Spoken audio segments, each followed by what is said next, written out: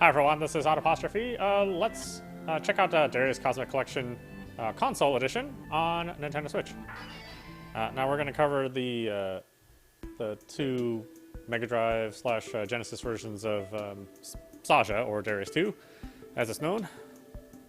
And we'll just keep doing two versions until we get to the end. Alright, so let's start off with the Mega Drive version. And this one is actually called Darius II. One of several home conversions released for Darius II. In order to convert what was originally a two-screen arcade game to a single-screen format, all the character sprites had to be redrawn to be smaller, and the series' famously wide playfield had to be recreated for the different aspect ratio. Although co-op play was removed from this port, and some bosses were switched out, it otherwise admirably retains the spirit and atmosphere of the original game.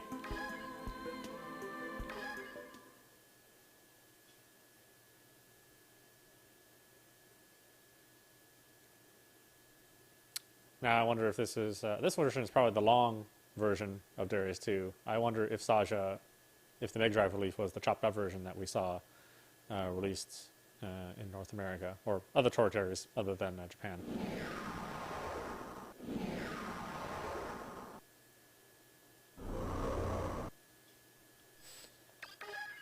Alright, I'll just do a quick check of the buttons.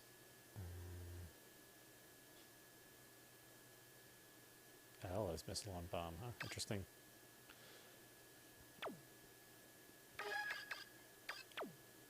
Alright, yeah, let's go for it. Let's see how far we can get.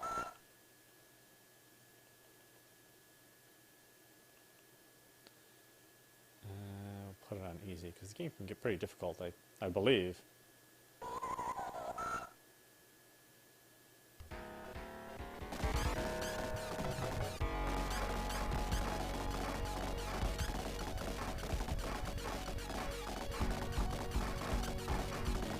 I said we're missing the voice lines in the beginning. Nothing about tuna sashimi here.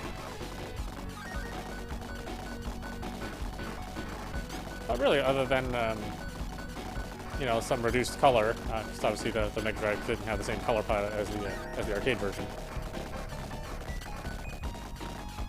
And I think the music's actually, you know, pretty good.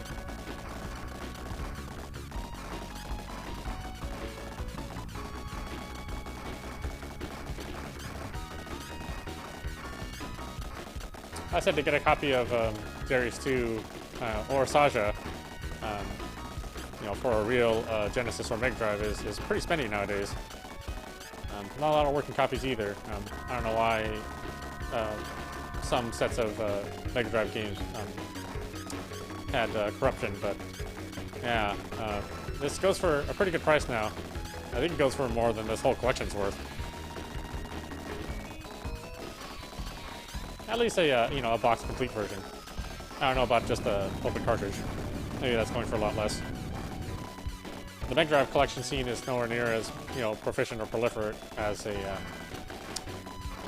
Nintendo console products.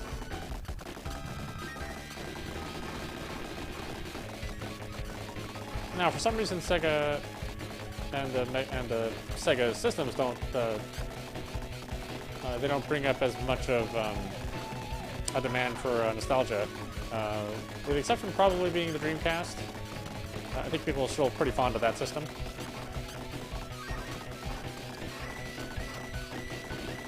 Yeah, Mega Drive games versus Super Nintendo rare games, they generally tend to go for less, although less is still expensive, don't get me wrong. I mean, I remember Musha coming out and it not selling very well at all. And I was pretty happy with that game, but now to get a copy of Musha is incredibly expensive.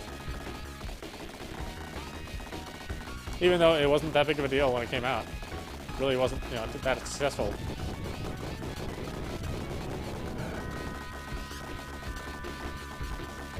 Yeah, I think it's good that we played all the arcade versions first, just to see where all the source material was and how close this is to it. Like I said, I think it's pretty good, really. And it's the long form game and not the short SAGAIA version. And like I said, we'll see what SAGAIA looks like on the Genesis. Okay, what did we do last time? I think we went to Z. Let's try to go for like X or Y.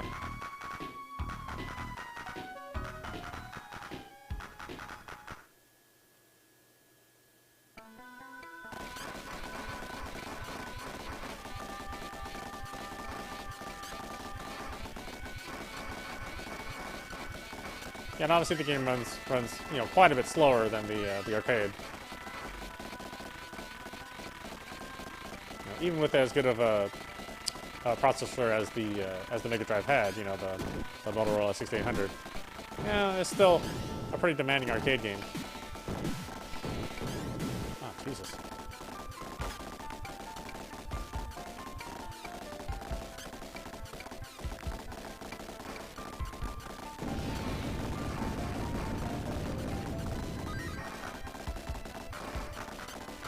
I don't know if I'll get all the way through with just 3 credits.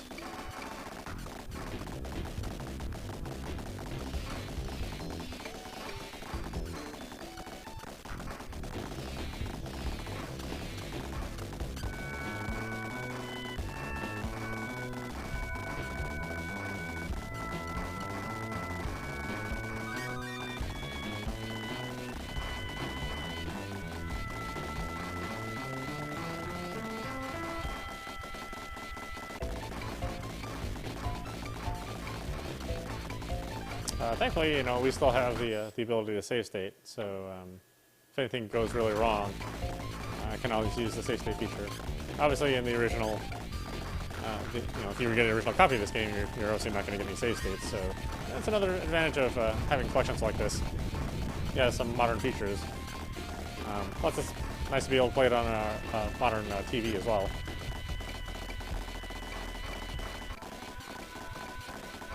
You know, I got rid of my CRTs a long time ago. And while I still kind of wish I kept my 32-inch Panasonic, you know, had a really great picture. It was 197 pounds.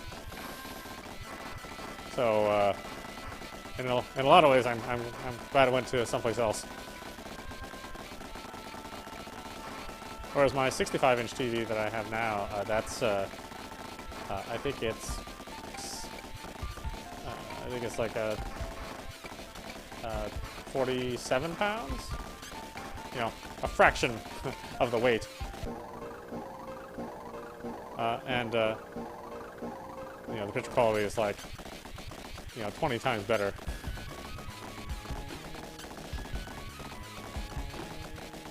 So I don't really understand the people that miss CRTs. It's like, you know, they really didn't look good.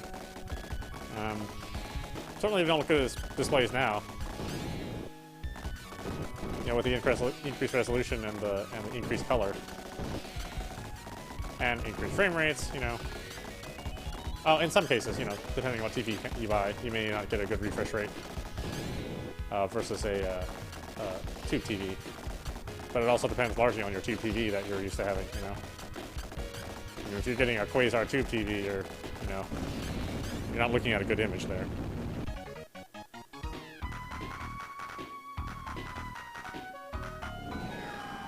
I'm gonna start save stating more. I guess I'll do that when I use one of my credits.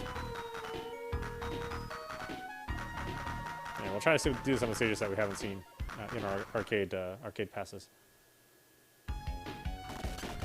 Yeah, but this appears to be the full version and not the chopped up version.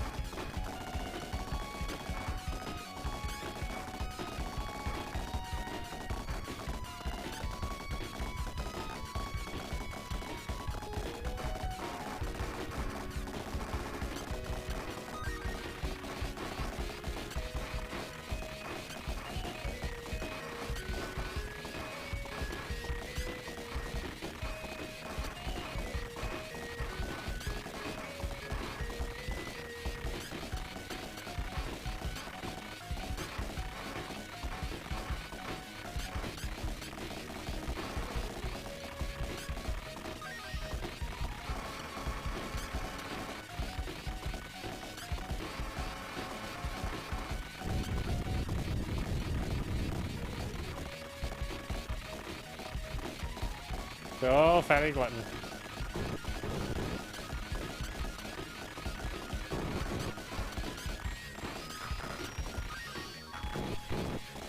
Although fatty glutton's much easier to deal with than he was in the original game.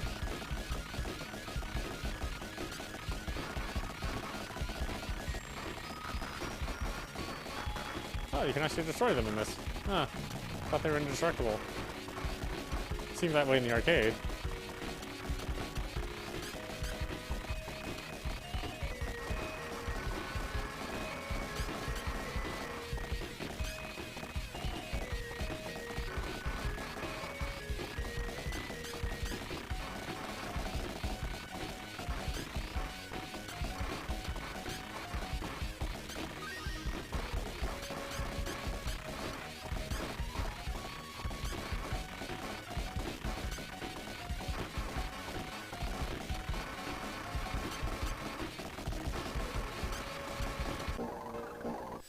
Better save this, so that I have some power to my ship.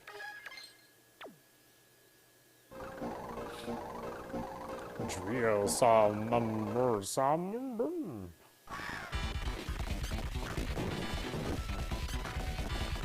Yeah, we have a little bit of flicker, which is a more rare thing to see in the Meg Drive, but it did happen. Nowhere near as much as like on the original Nintendo, of course. You know, we're talking about a system that's many more times powerful than the original Nintendo.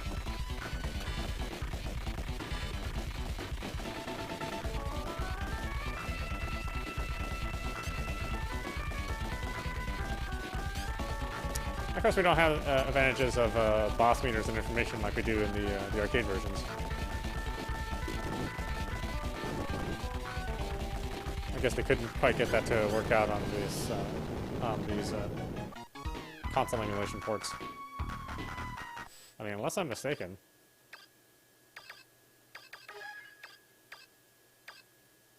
Yeah, there's nothing like that for the console edition. Makes sense though.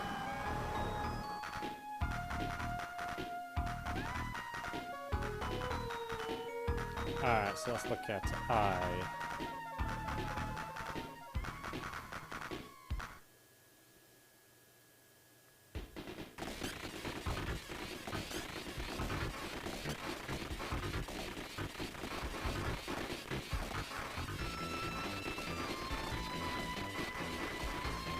Yeah, you can actually destroy the monolith. Man, I could not destroy a single one in the arcade version, even on the easiest setting.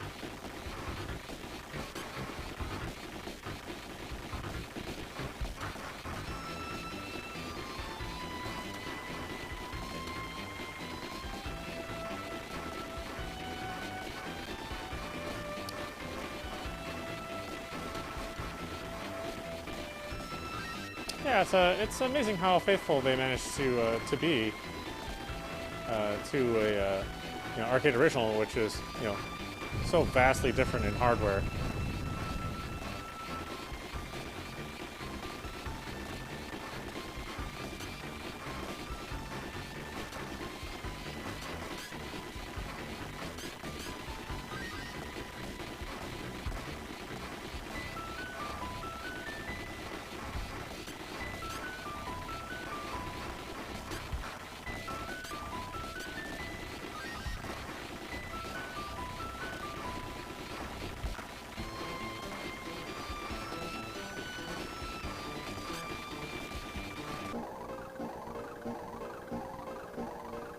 Steel Spy.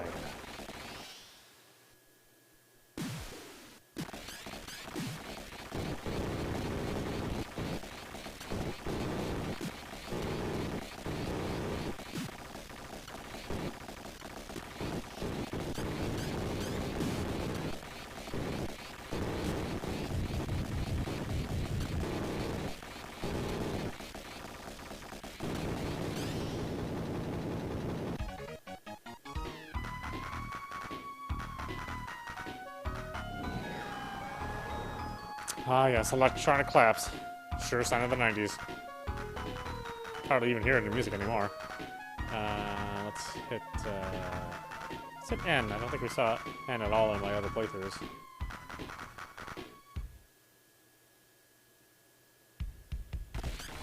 Again, probably gonna regret it, but oh well.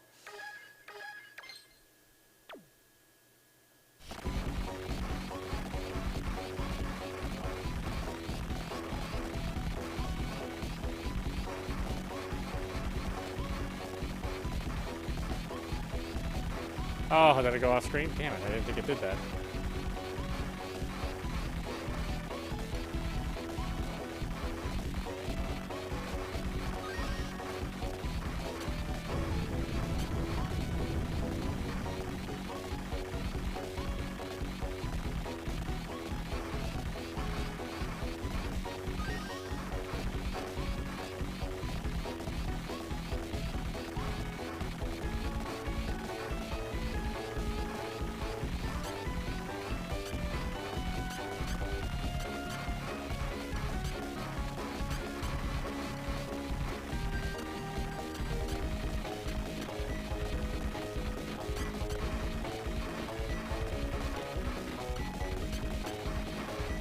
Whoa.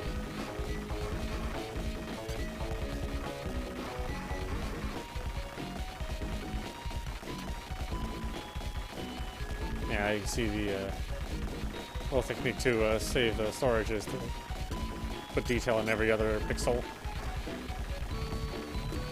So it looks like there's like a mesh for the background. And that was like a a nice solid image in the arcade. But again, the arcade's like a custom piece of hardware, and here you're working off a generic piece of hardware, which was never designed to have those kind of graphics. So really, overall, just a great job bringing this game over, because I'm sure this was a difficult effort.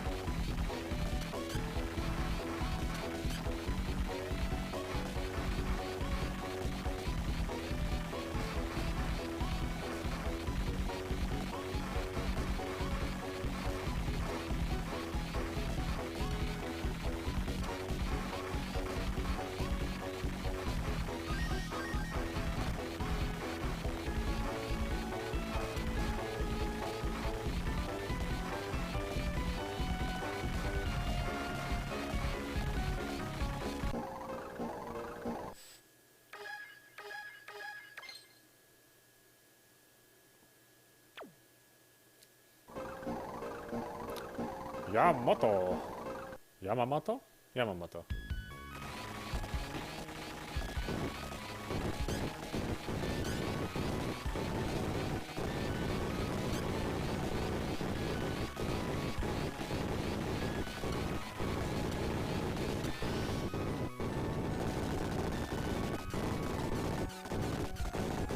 Ah, damn.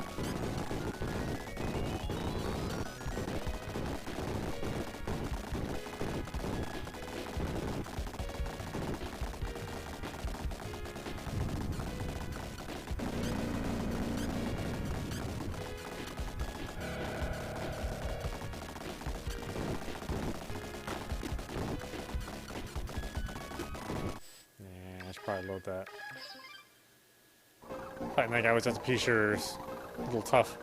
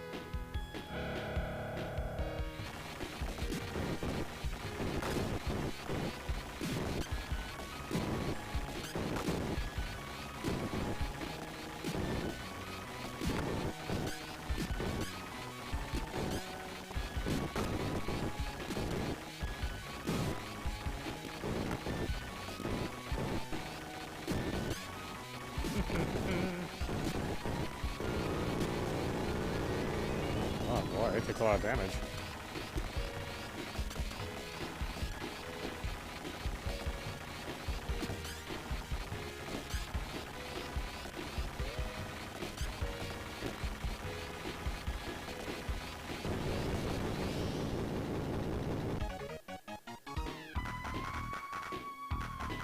Right. Thank you for the audience, Taito. Okay, so let's hit S. That way we can hit X or Y.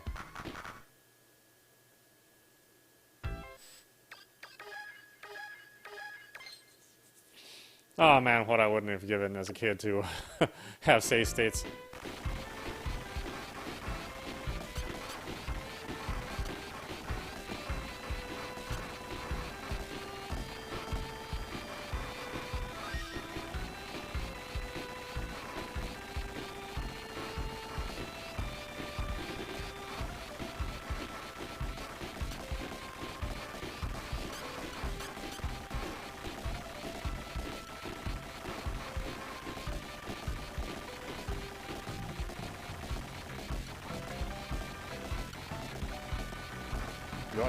Whoa.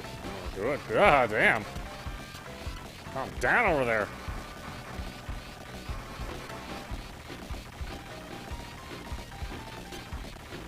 Into the pea soup.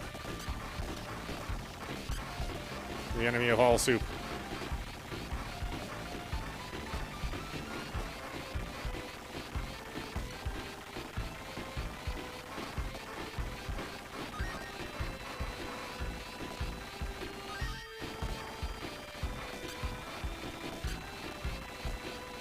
Yeah, it's too bad that they don't show any of the power-up meters like they do in the arcade.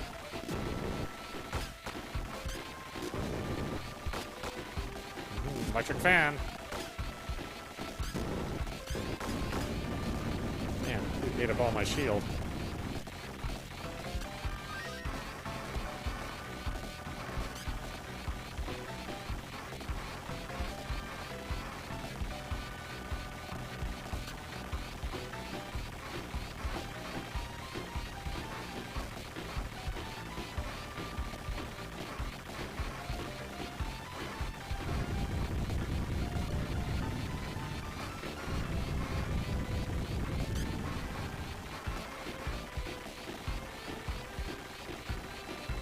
Yeah, they definitely did a lot of rebalancing of the difficulty. I mean, the arcade version, it was just such a normal thing to be shot all the time, and here it's at least, you know, highly possible to make it through without much of a struggle. At least on the DC difficulty setting, I think normal is probably closer to the arcade version. But yeah, I do eventually want to see the end of this, and said this. These home conversions gave you limited credits. It's not like I could just, strong arm my way through the game like I can in the arcade. Red crab. Let's give this one a separate slot. I don't know how successful I'm going to be without a shield.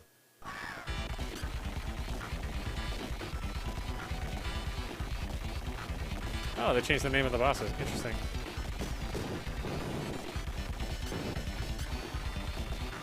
Oh, and he has like a sucking attack that pulls your ship in towards him.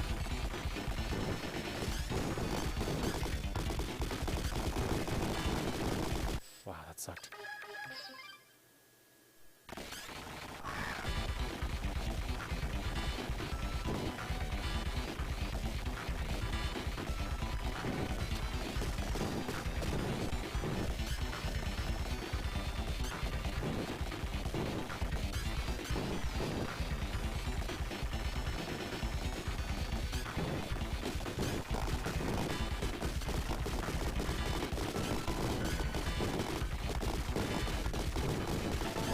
Ugh.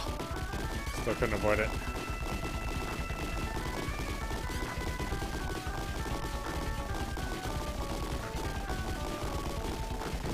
Ugh, boy, he takes a beating. Damn. Lost all the power-ups. Nah, let's see if we can make it still.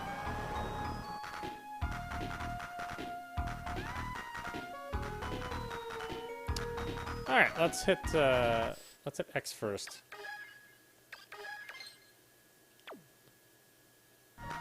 Right in the middle.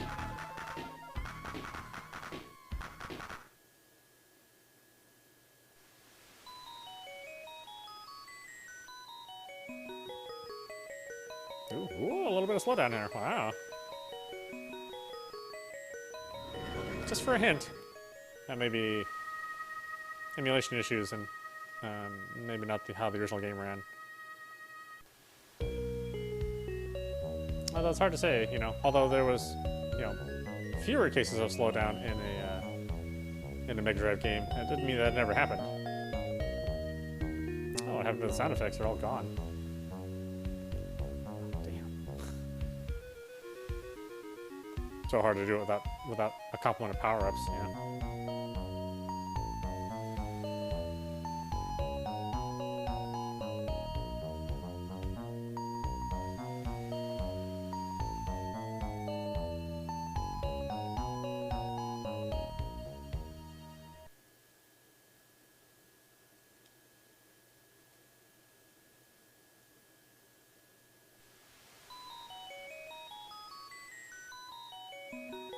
Yeah, it's weird the sound effects are gone.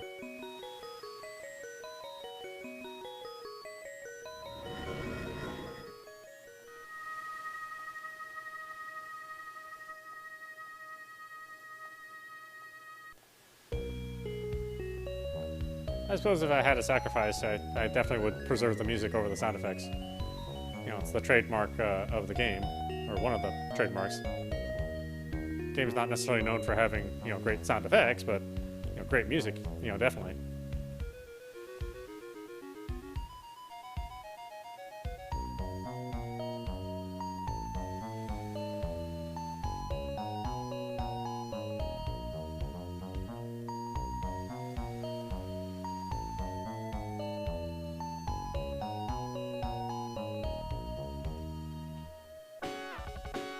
That's a cool effect for the, you know, the Jupiter-style clouds. Oh, there's my sound up. Okay. I wonder if that was intentional. That wouldn't surprise me. It seemed like a very Sentada thing to do.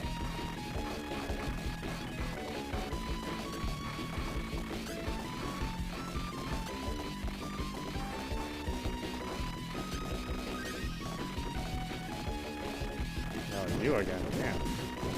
Sick of you.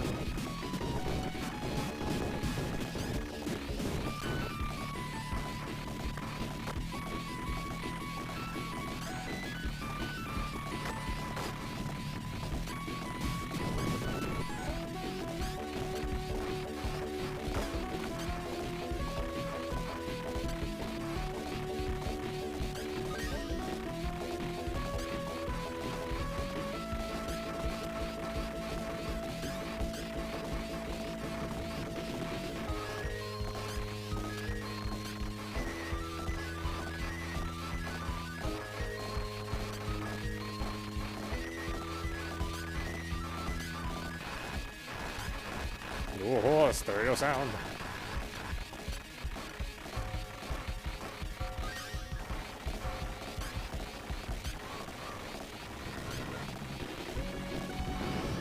Oh, really? Damn. I was doing so well. Oh, no, I'm totally gonna screw this up. No power-ups at all.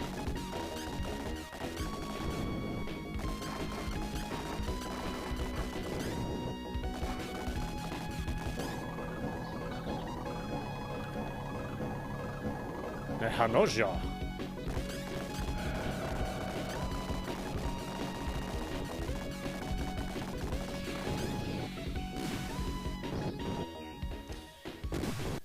Rough times.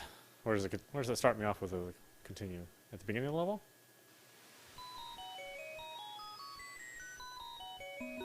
Oh, it does. Yeah, I might as well go here then.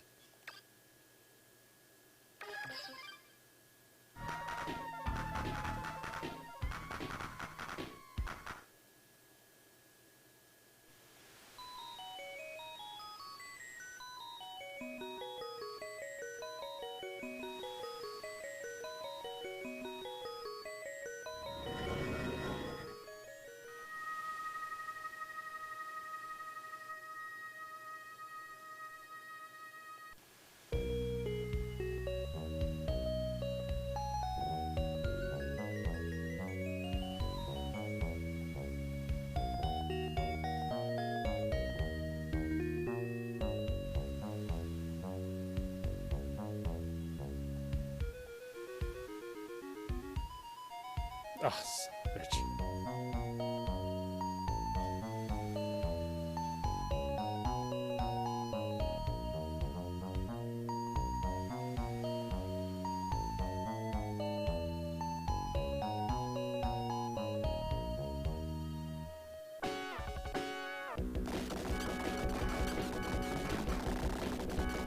Maybe you should go even farther back.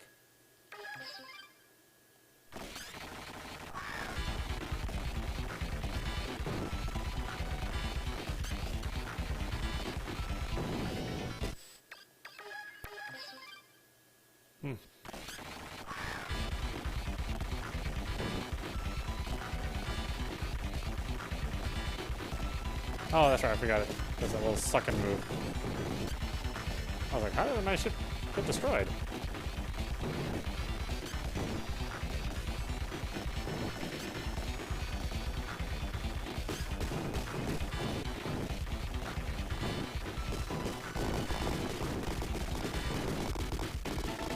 I just can't.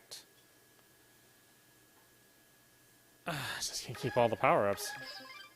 It's so hard to avoid everything.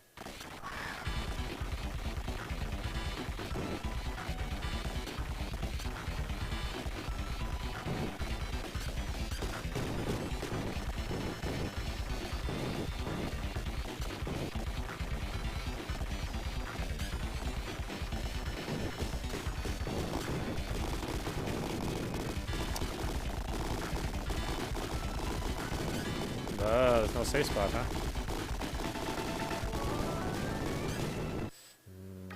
That's the closest I can get to a safe spot. I don't know if I can. It'll let me get away with that, but.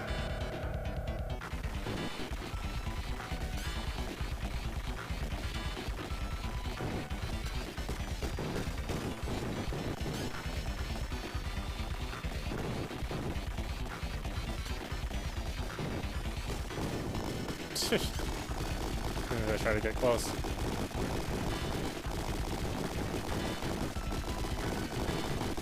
Yeah, if I can survive long enough to set myself there,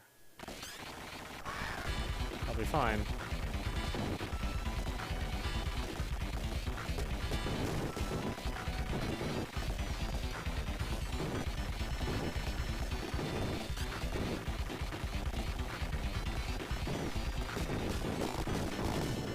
No, really?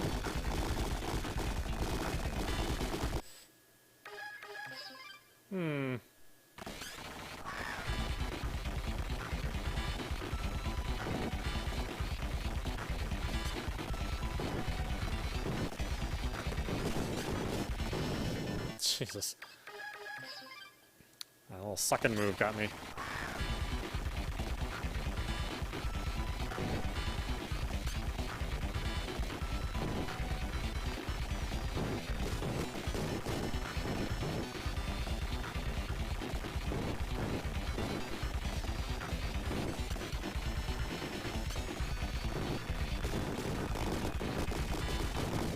Oh, Jesus, really? I can't get too close to it? Is that the idea? Boy, this crab's a real test of your endurance.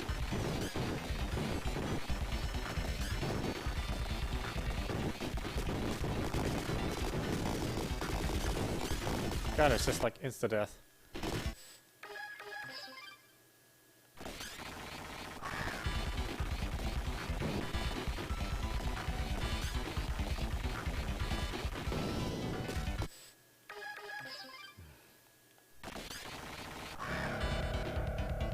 I wish I had some shielding. I just don't have anything.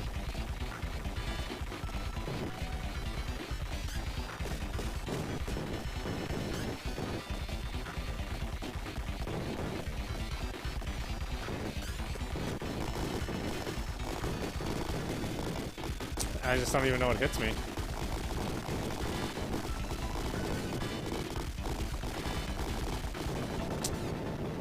I guess it's hopeless.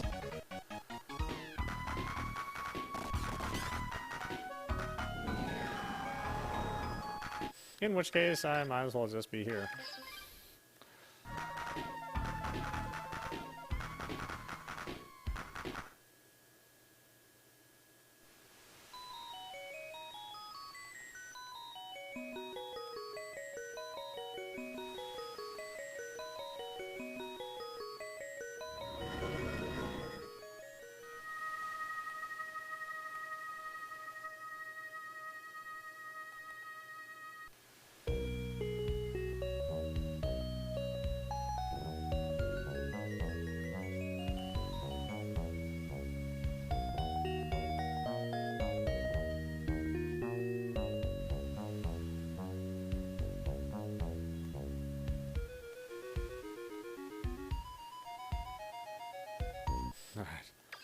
Save that.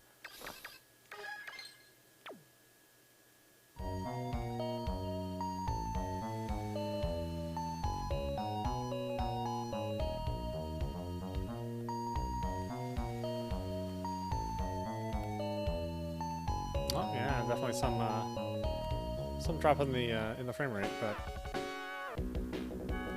the refresh is always at 60, which is what I liked about this generation of games.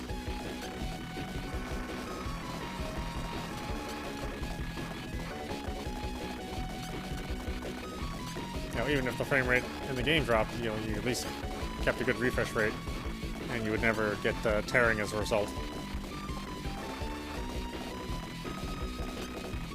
Whereas on the PC, it seemed like tearing was something that was an acceptable thing for developers. You know, they were willing to have the screen tear, you know, at the expense of you know, putting whatever additional graphic effects they needed.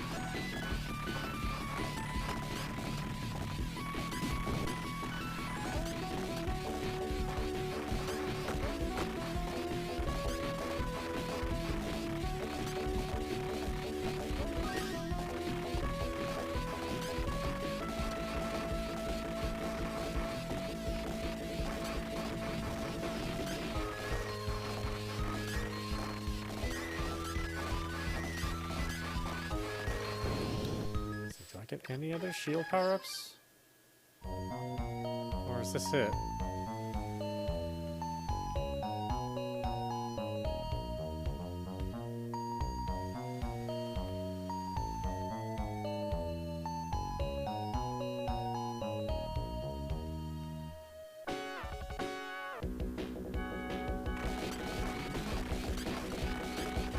Damn it. God, those things come at just the wrong time. They're just there to take your shield, it seems.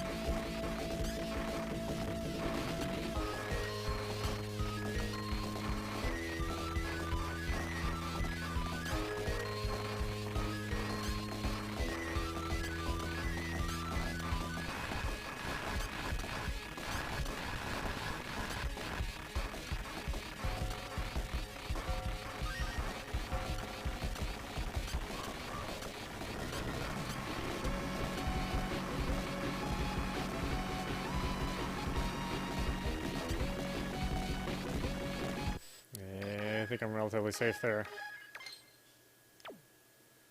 Maybe.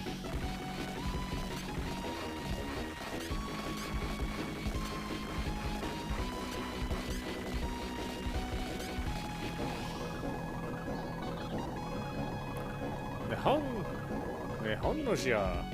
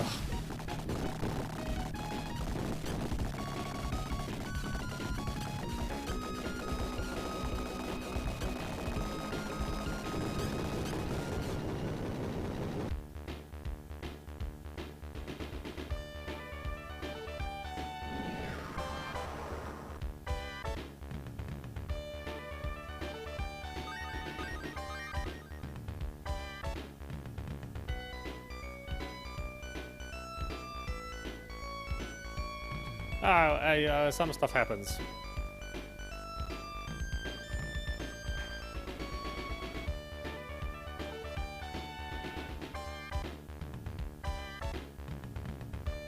I don't know, seems serious.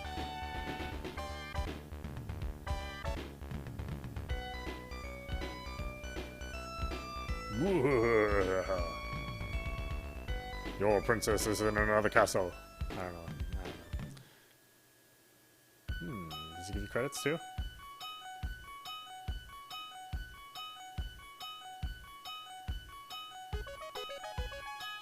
About credits. Yeah, is anybody from the original development team working on this?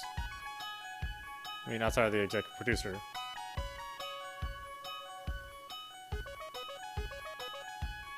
Oh, Shoji's still in there.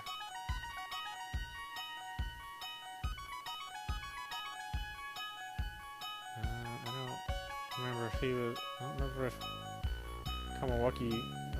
Kamamuki-san was. I don't think he was.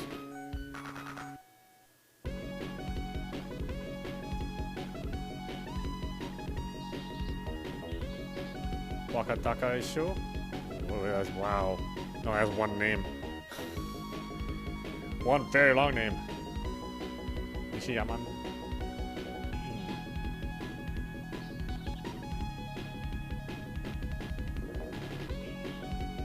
Oh, I got Team Zantada and it's one guy.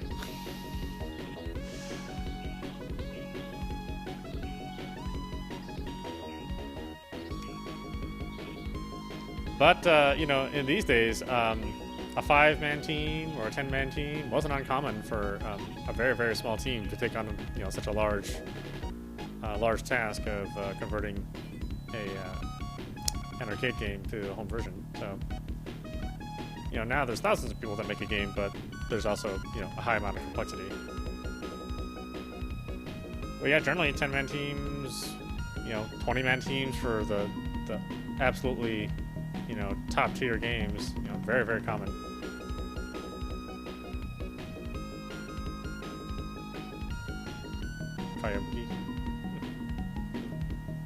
Yeah, it's amazing. I'm sure there are uncredited people as well. But yeah, you know, the credited folks, you know, not very many people on that list.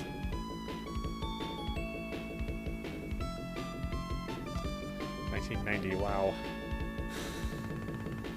Such a long time ago. Especially when you think about gaming and how quickly gaming has evolved, how far graphics and sound have evolved, storage mediums. But this game still stands the test of time. It's still fun. And it's a very, very good version, home version of the game. I think they accomplished a lot.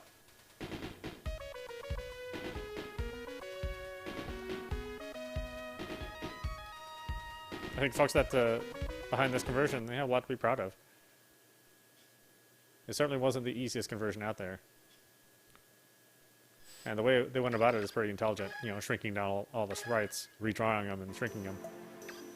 Alright, so Saga. Now this is one I'm real curious about, because Saga, outside of Japanese territories, is a very, very, very, very cut game. You know, so if all they did was disable a couple of cheats, but left all the content there, I'd say that would still be good. I mean, this would even be a better experience than playing the Saga arcade game, because you'd get a much longer experience with more levels and everything, and the ability to change levels after every round. Oh boy, that text goes by still quick as heck. I mean, I read pretty fast, but that goes by fast.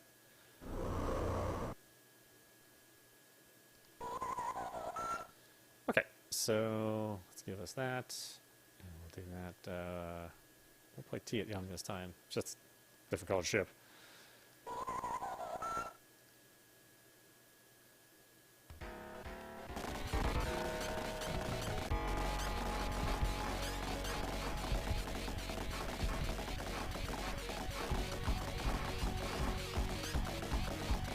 I mean, seems the same so far.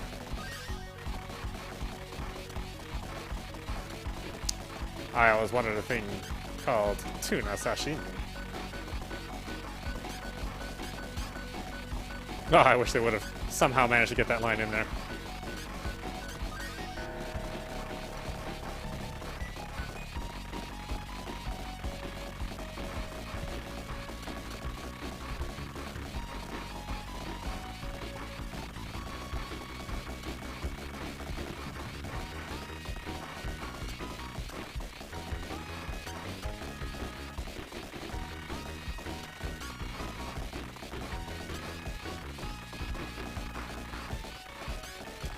Yeah, this was the age of incredibly heavy-handed localization.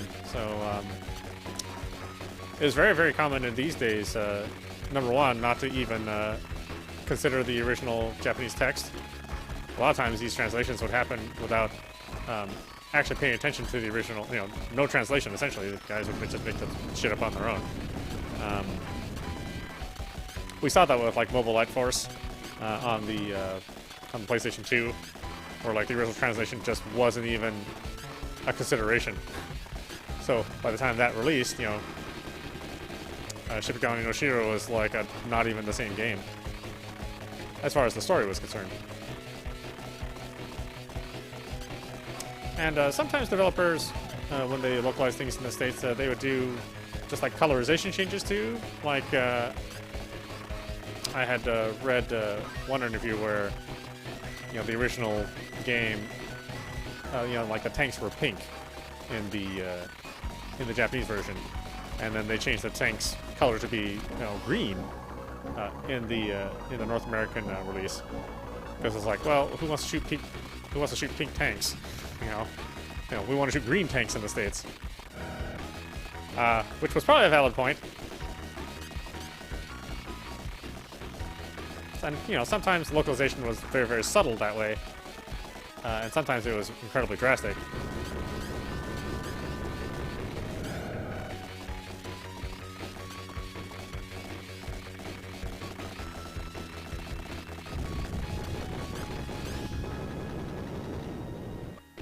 But yeah, it's funny.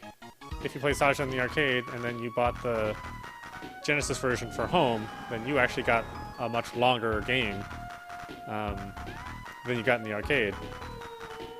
So technically, this is the better experience for North American users, is this game. Because all the versions of SAGAIA, you know, version 1, version 2, you know, they were all, you know, heavily, heavily edited.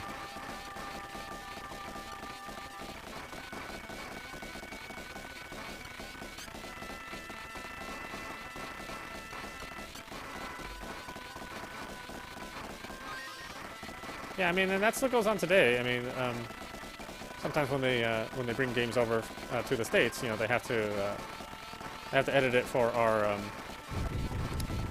you know, our more you know, more Puritan tastes, shall we say.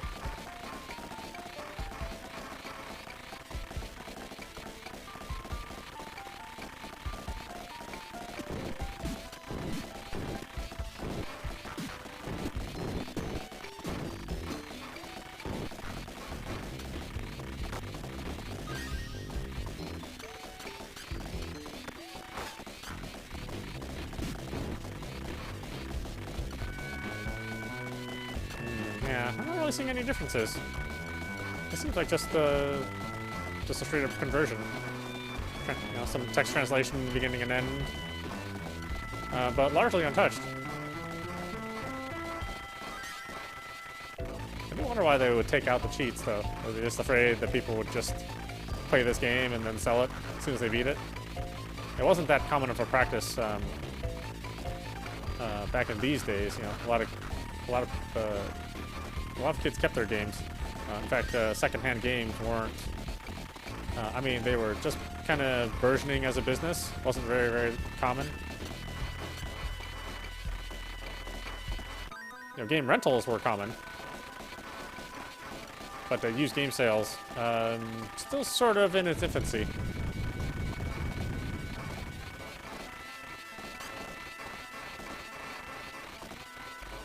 But this is also typically when you know, the games and budgets were, you know, much less. You know, you really couldn't afford to buy a bunch of games or a bunch of consoles.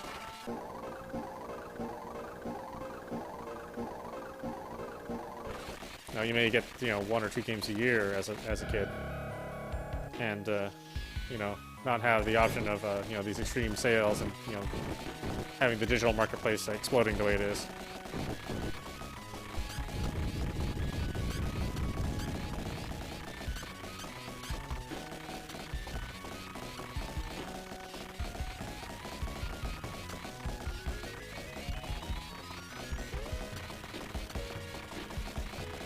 I mean, now people can get AAA games for, you know, $5 or less if they wait long enough. You know, $20 if you wanted to really stretch your budget, right? Certainly if you're on the PC, you know, sales are very much a regular thing. What do we do? We did E last time, right? So let's do D.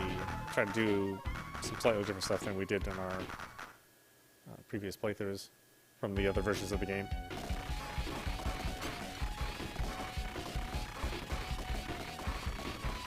Oh boy, look at that salmon sky.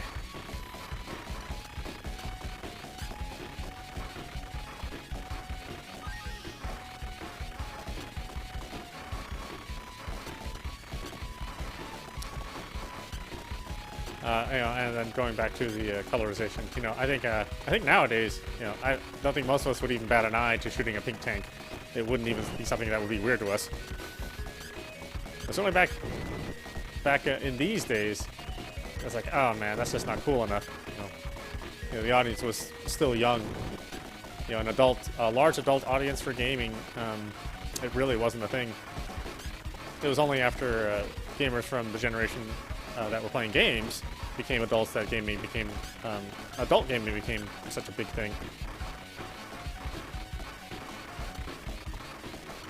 I mean, I certainly knew very, very few adults that were gaming in these days. Well, it's largely a kid thing or a teenage thing. You can see that even nowadays. You know, when you have like you know, like older politicians, they still view gaming as like this bane of evil, like this corrupter of souls, right? Even though the most corrupt thing happening nowadays is the passing of bad laws made by those same people who think gaming is evil.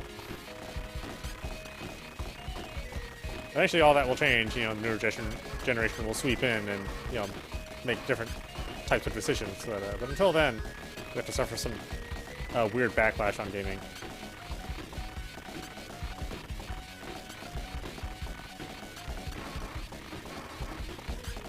Not that other forms of entertainment don't also experience these growing pains. And certainly some developers don't help the cause by making things that are just, you know, very questionable to us too. You know, even the more liberal-minded, you know, the less socially conservative are like, I don't know, that doesn't seem like a great thing to do for a game. Yeah. Or it's like, well, that's clearly exploitive. I mean, I really can't defend that. Yeah.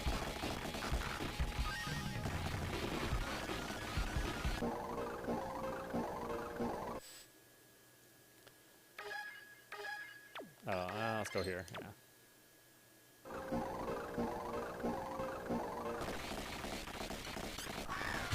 But, you know, not everything is defensible. You know, some things are just not things that can or should be defended.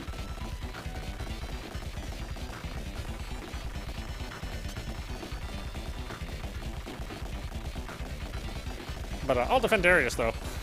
That's a safe bet. You know, please bring every Darius game over.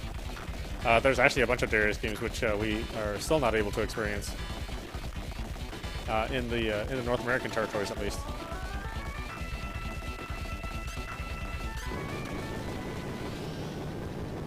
At least not through the gray area of emulation.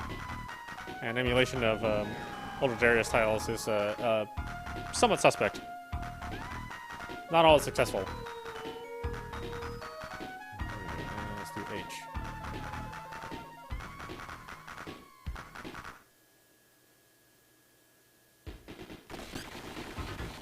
I know, I really do miss the shmup era.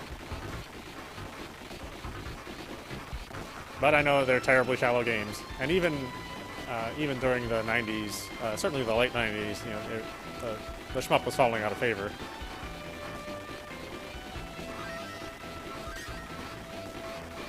You know, people were wanting more complex experiences, and a shmup is just the definition of simple experience. You know, just shoot and dodge. You know, how well you shoot and dodge is really where all the complexity is.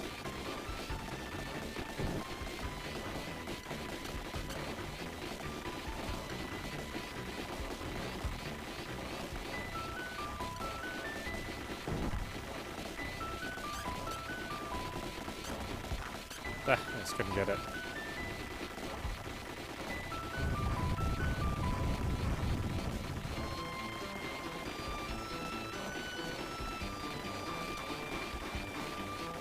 But I'm a simple person, so I like simple gameplay.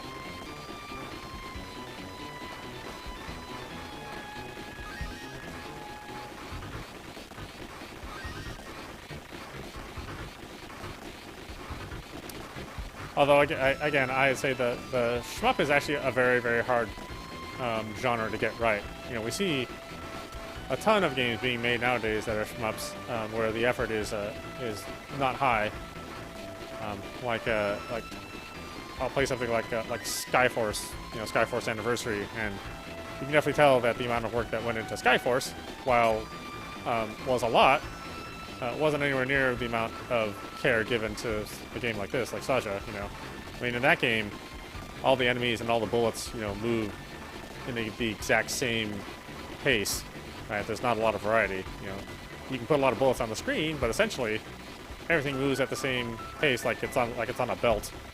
You know, and it's just kind of scrolling on its own, like somebody's, you know, turning a handle and you're watching the belt move the sprites across the screen. I mean, those kind of games, I definitely don't have a lot of favorable things to say about them. A lot of people like them, and more power to them. But to me, that's the bare minimum effort. That's more like a college project, something you hand into a professor, you know, in order to get your grade.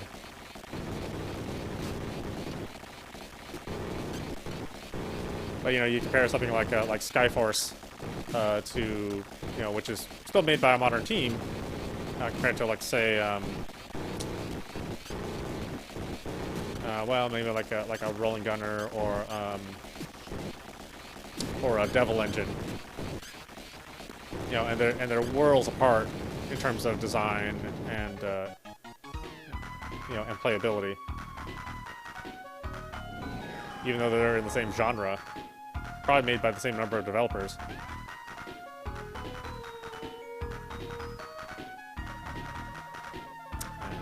Let's go for W, possibly. Let's try that one.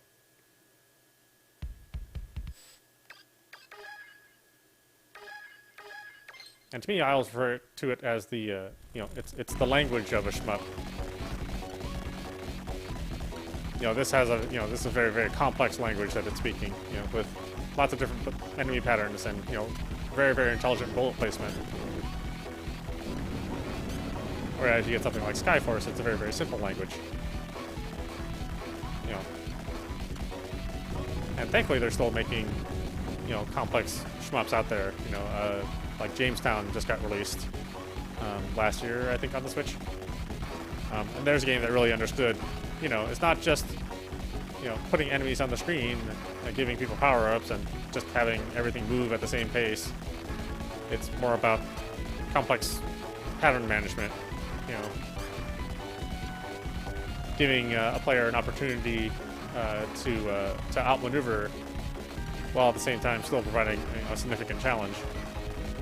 You know, I think certainly the developers of Jamestown really got it right, whereas the developers of Skyforce, they were just cashing a check. You know, checking a box.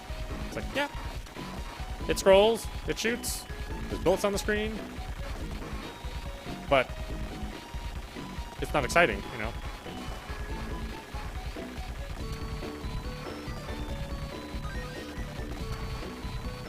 I know I probably shouldn't be picking on Skyforce. It's just the only one that comes to mind. There's actually a ton of shmups on the Switch that have that same like dull scrolling. You know, the same dull, you know, belt mechanic.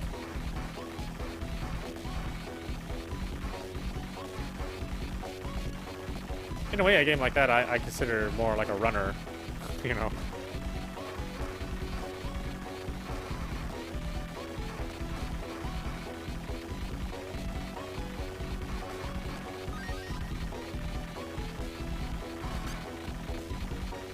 I say a game like this also makes me, it makes you really appreciate when developers actually put some work into level design, you know. I see a lot of games nowadays use a procedural generation for their levels, which is okay, but then they also throw in roguelite mechanics, so then it feels like you never make progress. Those are certainly my least favorite kind of shmup, and yeah, I've seen a ton of those.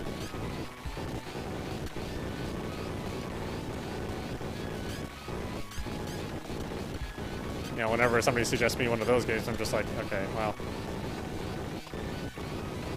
you like shmups, but you're not really, you know, a large fan of shmups if those are the kind of games that that you think are good. Or you just, you know, a little bit more forgiving in what you find acceptable game design. But to me, this genre's been around for so long.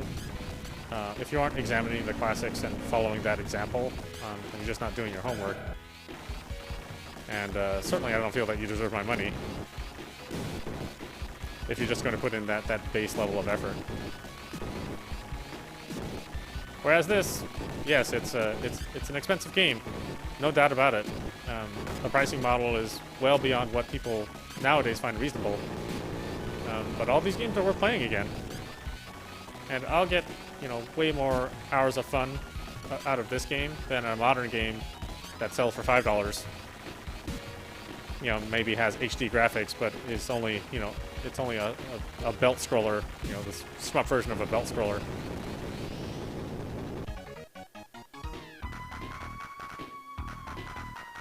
No, I'm actually doing okay this time. Now I'm a little worried. I'm probably going to start dying a lot in the next couple levels.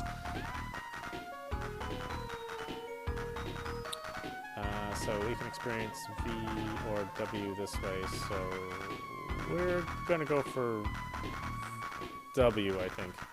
Because I think we saw V when I was playing the arcade versions.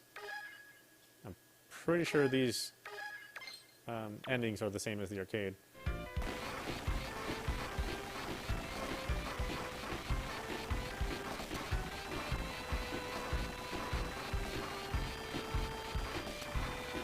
I don't know, I would have to remember what I did yesterday, and, well, don't ask me to do that.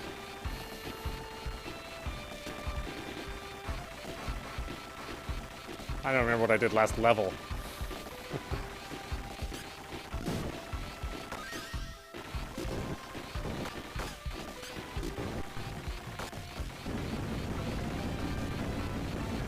I had a roommate a long time ago suggest that I just take, like, Ginkgo biloba, which is supposed to help your memory, but then I would have to remember to take it.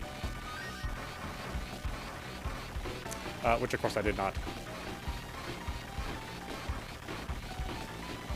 All I can do is I hope that they put that ginkgo in a multivitamin, because I'll remember to take my multivitamin. I've gotten in a good habit with that.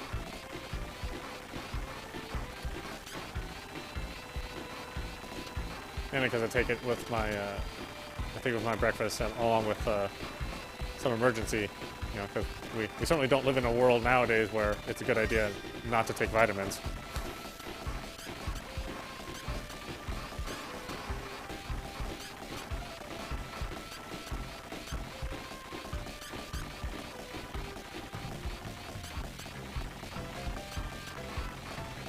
Yeah, this is a really good-looking level. I'm very impressed with what they managed to do with this translation. Really, it's a straight-out remaster, since they had to shrink all the sprites, or what we consider a remaster nowadays.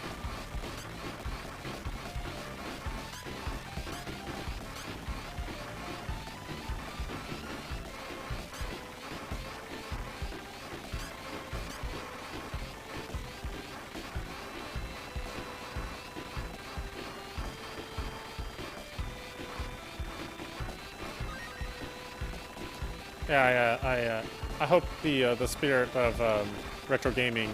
I hope we start seeing more collections of games on the older systems. I said I'd love to get the rest of the Darius games, which never made it over here, along with the rest of the Gradius games or Parodius games.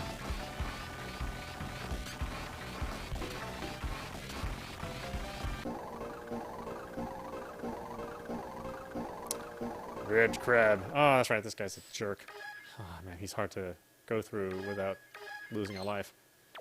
This is when I start dying a lot.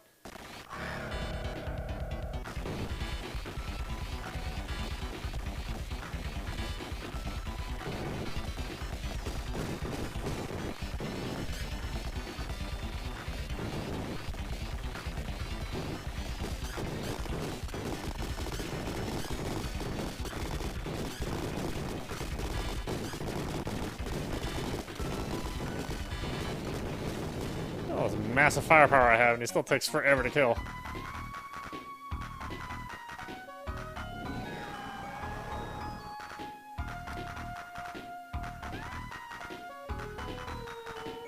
Okay, we said W, right?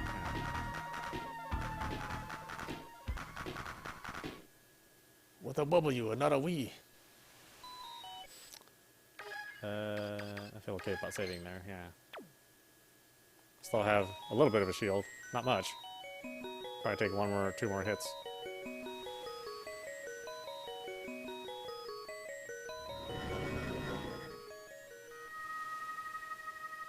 Yeah, it's weird they just turn off the sound effects.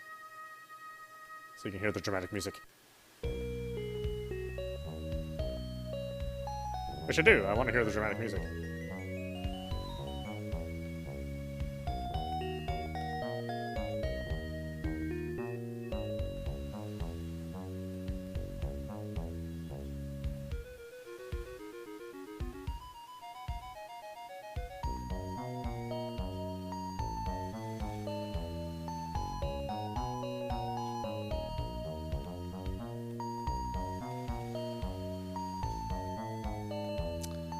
Speaking of Jamestown, I don't think I bought it on my Switch. I think I have it on my PlayStation 4. I need to remember to pick that up. Maybe I'll do a very brief video on it. I mean, a lot of times I'll buy games on multiple platforms, really just to support the developer.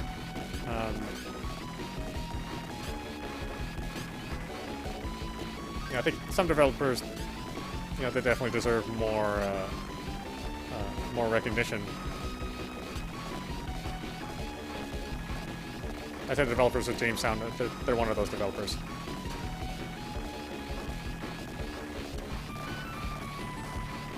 Same thing with the developers of Super Hydora and Devil Engine. They can own those on multiple platforms too. Because it's hard to make a living making a shmup. People just don't buy them. Oh, I sucked it up there. Yeah, so this is where I'm going to start dying. Well, I don't know, maybe I can do better than that. I don't know, that's the last level. I should probably just ease up a little bit.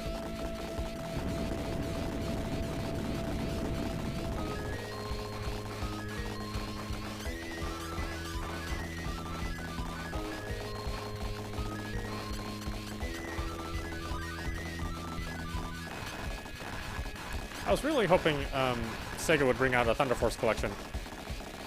Including all of the games on the PlayStation 2.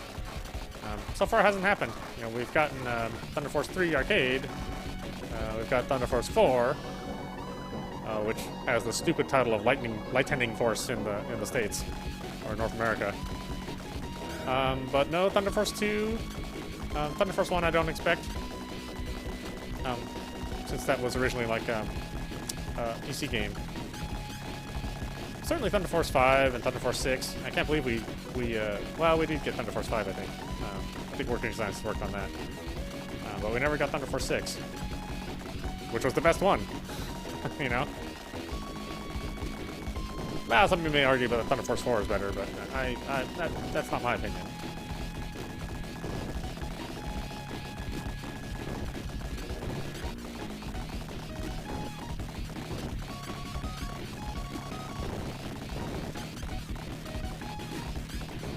This guy could take a beating.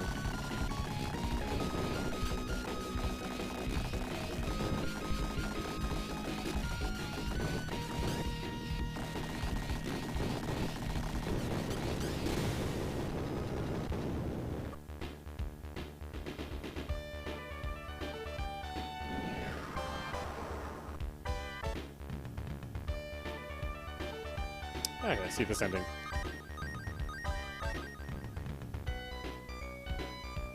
After the battle, Broco Jr. and T. Young have returned to the planet of Orga. It had transformed into a densely wooded area, and nobody could be found. So, except for those two, while they were in battle, thousands of years had passed. Oh, it took them that long to get to the end?